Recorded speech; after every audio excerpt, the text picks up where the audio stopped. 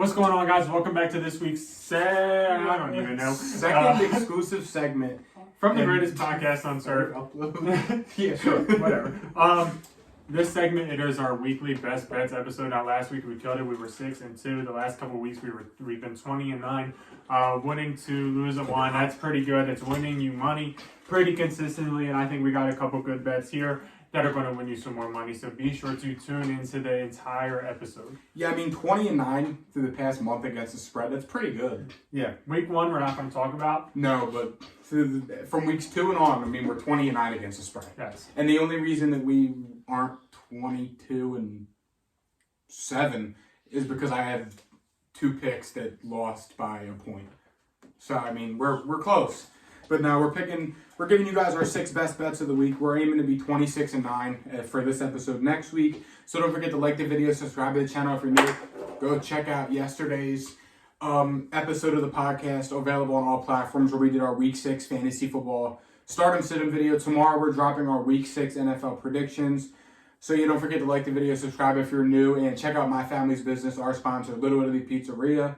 Best cheesesteaks, best pizza in the entire state of Delaware, I promise you. If you go into either location and show proof you're subscribed, you are eligible for a 10% discount off the already cheap prices. And let's go. I'm going 3-0 this week. You're going 3-0 this week. Let's dive in. Arguably 4-0. We'll call it. Starting us off, I'm going to start us off hot. I did it last week. I lost by half a point. I'm taking the Bucs -8 at the Steelers. The Steelers just got slaughtered by Buffalo. And give me Tom Brady. That's literally it. I'm taking Tom Brady -8 against a terrible team any day of the week. My first best bet, this is a 2-part. This is a game that we will be attending. It is the Cowboys traveling to Philadelphia. The over-under set at 42. I will be selecting the under in that game. Dallas is yet to allow 20 points, and I don't think that the Eagles' defense is going to allow us to score that much either. This screams 24-17, 20-17, 20-14. It is going to be one of those games, and they're going to score in the 30s. 42 is really low, but I've really been supporting this Cowboys under every single.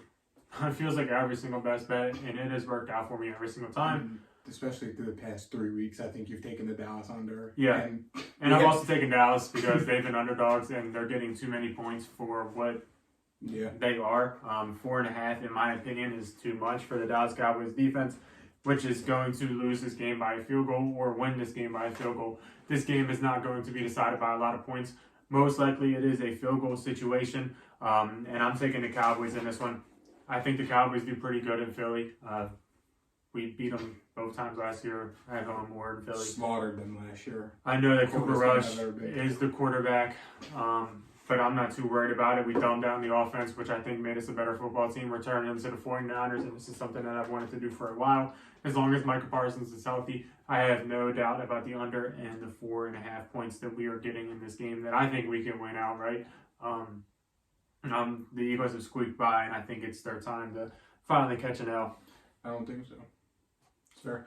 Third best bet of the week between the two of us. 3 out of 6. Next one, I'm taking the Jags +2.5 at the Colts. I don't know how on God's green earth the Colts are favorites in this one. I mean, to be fair, the Jags did just lose to the worst team in the NFL last week, but it's fine. The Colts suck. The Jags have their number. I'm pretty sure. I mean, I should have looked it up before, but the Jags own the Colts. I mean, it shows for years and years and years. I don't remember the last time the Colts beat the Jags. Maybe it was last year. But, I mean, I know that it's in Indianapolis this time, so they got that going for them. But I think the Jags win this game outright. So I'm taking them as underdogs in this one, but +2.5. I like that. I mean, I think the Jags are definitely going to bounce back this week. The Colts have definitely been on a little bit of a cold streak as of late. And I think the Jags are better than how they played last week, and I don't think the Colts are that good anymore. So I'm taking the Jags +2.5 on this one. My next best bet, it is the Cardinals-Seattle game. I'm taking the over at 50.5. I think this game, these two teams are going to score a lot of football points. We've seen Seattle the last couple weeks score a lot of football points. They just allowed the Saints to score 29, 39 on them. I think 39. This game's at Seattle, so as long as the weather's fine, I think they should score a lot. Seattle's defense isn't stopping anybody. Their offense in general is running a lot of plays. They have been very, very friendly in terms of fantasy football. I think they're one of the highest teams in terms of plays run per game, in terms of points allowed per game, in terms of how much time is left on the play clock. they are scoring a lot of points. So I'm going with the over here. I think Kyler Murray can keep up with Geno Smith. Going with the over 50.5. The play what? Play clock. Okay, I just wanted to clarify. Okay. Way to be mature. I just thought it was pretty funny. I don't know, whatever. I'm older, but I have younger. I get it. Finally, my best bet. This is probably my questionable one of the week, but I like it after what I saw from the Packers last week. I'm taking the Jets +7 in Green Bay. Now, am I going to sit here and tell you that Zach Wilson's going to go beat the Packers in Green Bay outright? Stay tuned for tomorrow's podcast. But no, I mean, the Giants covered +8 last week. I don't see a reason why the Jets can't do the same. The Jets looked very good against Miami this week. Yes, it was against Skylar Thompson. I don't really care. The Packers, just they can't seem to get it going. I don't know what their problem is. I've been saying this since week 0. I don't think the Packers were going to be very good this year. Coming off the London loss to the Giants, yeah, they're the home team. But, I mean, even if the Packers do win this game, I think the Jets can keep it close, especially with the emergence of Breece Hall, with Zach Wilson kind of coming back from the injury, and he hasn't looked awful. So, I mean, even if Green Bay does come out here and somehow score some touchdowns, I think the Jets can hang with them. And especially with the Packers throwing the ball way too much through the past 5 weeks of the season to nobody, to Randall Cobb. I think the Jets are going to be able to hang in there for this one. I think 7 points is a lot, especially for a Jets team that has looked pretty good the past 2 weeks. So, I mean, I'm rocking with the Jets +7 in this one. Am I confident about it? Yes. And I think that they're going to cover the 7-point spread very easily. My last best bet, it is the 49ers traveling to Atlanta. It's -5.5, and I know that Atlanta has covered in every single week. So something tells you to not take this, and I understand that completely. But I am a huge backer of the San Francisco 49ers, and 5.5, in my opinion, is not that much with them being at Atlanta. I just think that the 49ers can roll in this game. I think the 49ers have found a new stride. I think that they can make it to the Super Bowl. I think they are a team that you want to look out for. And I don't think Atlanta has much to say about them. This is a Tevin Coleman revenge game, and he is going to reign terror on this Atlanta Falcons team. I'm not sure when the Atlanta Falcons are going to go with Desmond Ridder or what they're going to do, but hey, they don't know what they're doing. Kyle Pitts isn't getting enough touches. I know he missed last game.